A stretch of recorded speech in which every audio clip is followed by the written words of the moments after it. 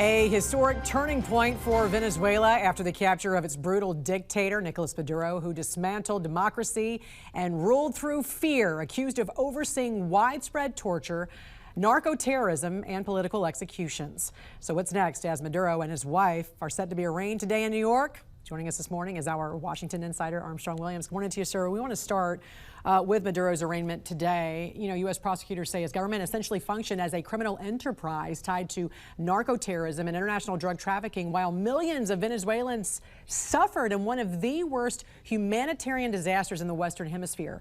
What's next for him, and how long could this process take? Well, you know, Jan, even though international laws and sovereign questions are being debated, because our prosecutors here in this country assert they have jurisdiction because of the charges alleged, which has actions that has totally harmed the United States and has cost ourselves lives. But listen, this is going to take months and years. I mean, what is going to be admissible as evidence? You're dealing with a former head of state. So get ready to put on your seatbelt because we're in for a long ride. What does this mean moving forward for Venezuela, Armstrong? You know, a country that's been under repression, been under terror for more than a decade. How does the U.S. fill that power vacuum to help stabilize the country?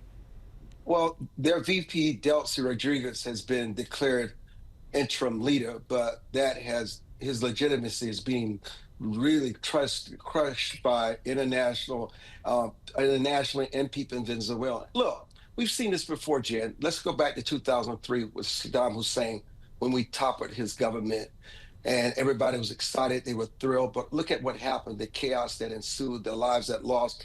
Almost 5,000 Americans lost their lives there on the ground, the troops, and the United States has to withdraw. We have to move with caution. We have to be able to balance our need for those oil fields and the minerals and not allowing the Russians, the Iranians, the Chinese to use that as leverage, and also giving democracy, giving freedom, giving opportunity to the people that are there. If they're able to balance this out, it could be a win-win scenario for everyone. Yeah, and you talked about some of the controversy, but what about the fact that on their way out, President Biden and Vice President Kamala Harris actually put a $25 million bounty on the head of Nicolás Maduro?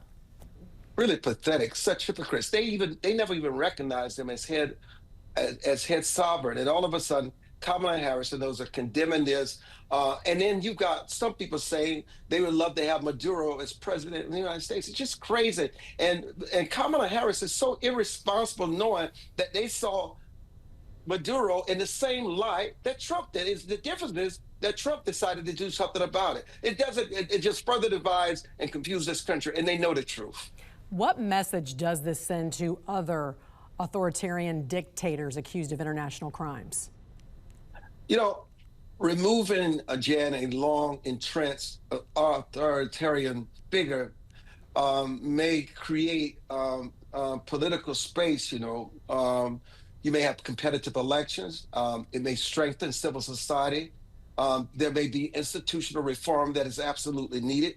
And there may be reform for civil liberties. But I also caution you that if it's not done correctly, right, it could create chaos, more dissension, because these people are looking for immediate hope. They think all of a sudden everything has changed and they're going to get the economics, the freedom, the kind of infrastructure, the rule of law that they deserve. So you got to move pretty quickly to let the people know this is about them first and our interest is secondary.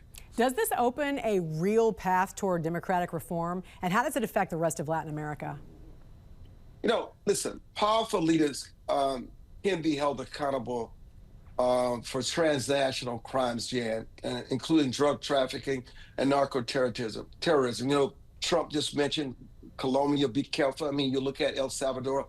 I think what it does is give people a wake-up call that many of these countries and their citizens cannot no longer tolerate the scarcity of food, the intimidation, the drug trafficking, the lawlessness, the loss of their lives, their loved ones disappeared. And unless we work to build for the people first instead of our own self-interest in this greed and this drug trafficking, you will continue to see situations like this, whether it's a Trump intervening, or maybe the military overthrow, or the citizens rising up themselves. This was a watershed moment for us in the world. Washington insider Armstrong Williams, great to see you on this Monday. Happy New Year to you. Thanks for joining us. Thank you, Jan.